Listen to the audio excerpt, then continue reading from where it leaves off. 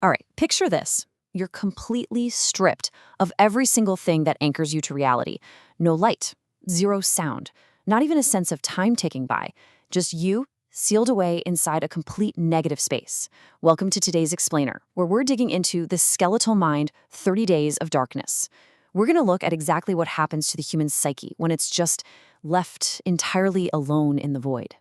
Let's get right into it. Okay, let's dive into this. What if you were locked in a pitch black, dead silent room for 30 entire days? I mean, the claustrophobic stakes here are absolutely massive. It's just you, sealed away with absolute zero sensory input. And this isn't just about trying not to get bored. It literally turns into a brutal battle for survival against your own biology and, honestly, your own mind. So, here is the relentless chronological roadmap of our subject's descent. We're tracking milestones at 30 minutes, 6 hours, 3 days, 2 weeks, and finally, the full 30 days. And what's really interesting and kind of terrifying about this timeline is that the human mind doesn't actually take weeks to fracture. No, the breakdown starts pretty much the exact second that door locks. All right, phase 1. Into the dark room, just 30 minutes in. At this stage, the subject is really just settling into their new environment. They're standing still, alert, confident, but definitely cautious, just listening for literally anything. The physical reality of this negative space is completely dominant. Imagine a single, narrow beam of cold light cutting through the pitch black, catching suspended dust particles. But here is the psychological catch. That absolute silence, it doesn't feel peaceful. It acts like a threatening canvas. The brain is primed, just waiting for an input that is simply never, ever gonna come. Moving on to phase 2, the body clock breaks, 6 hours in. Let's see how this builds, because at just a quarter of a day in, all that initial adrenaline completely burns off, and it's replaced by this incredibly heavy exhaustion. And this follows a very specific biological sequence. First, you're fighting sleep. Then, your sense of time gets completely distorted. And third, your body's internal rhythm just slips. Without any external daylight to hit your light receptors and reset your circadian rhythm, to trigger melatonin, the body just spirals. The physical toll here is immense. You can practically feel the sheer strain against the concrete as the brain completely loses its grip on when it should be awake and when it's actually safe to sleep. Which brings us to phase 3, shadows. Start lying 3 days in.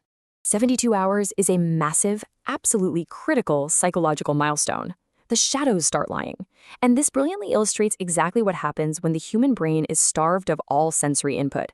It doesn't just quietly power down. No, it panics. To stop itself from essentially undergoing neural starvation, the brain actually rebels by projecting its own fabricated, made-up reality right onto the blank walls around it. And almost every single time, that fabricated reality is incredibly hostile. This lays bare a terrifying split happening in the mind. Think about it. In reality, you've just got literal empty concrete walls and completely silent drifting dust. But the perception? The subject's reality is filled with reaching hands, humanoid silhouettes, and this aggressively hostile darkness. Just imagine your own mind actively turning against you like this. The whole environment feels incredibly unstable, and you'd find yourself violently snapping your head towards sounds that just aren't there. Now we hit phase 4. The darkness comes alive. 2 weeks in, at the 14-day mark, all that disorientation shatters into this sudden, totally unmanageable panic. The hallucinations at this stage are just completely overwhelming. We're talking swirling smoke-like voids, motion-blurred, completely warped memories flashing by nonstop, scratched tally marks all over the walls. So the crucial point here is that the character isn't just sitting around waiting anymore. They are using pure, raw survival instinct to fend off an invisible threat that feels like it's closing in. The darkness literally feels like a living, breathing entity. And finally, phase 5. Mentally destroyed but alive, 30 days in. By this point, that violent, chaotic panic from week 2, it is completely gone. Reality has just dissolved. The subject is physically upright, perfectly still, but completely and utterly mentally distant.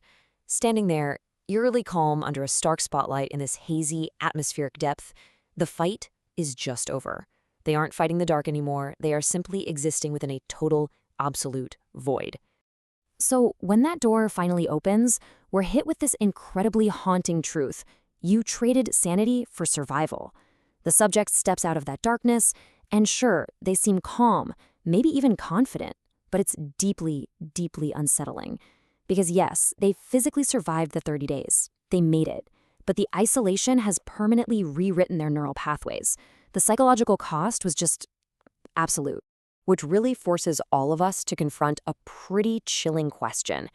If you were subjected to this kind of extreme deprivation, and if you somehow actually survived, what part of yourself would you leave behind in the dark? Really think about that. Anyway, thank you so much for joining me for this explainer. Keep questioning the absolute limits of the mind, and I'll see you next time.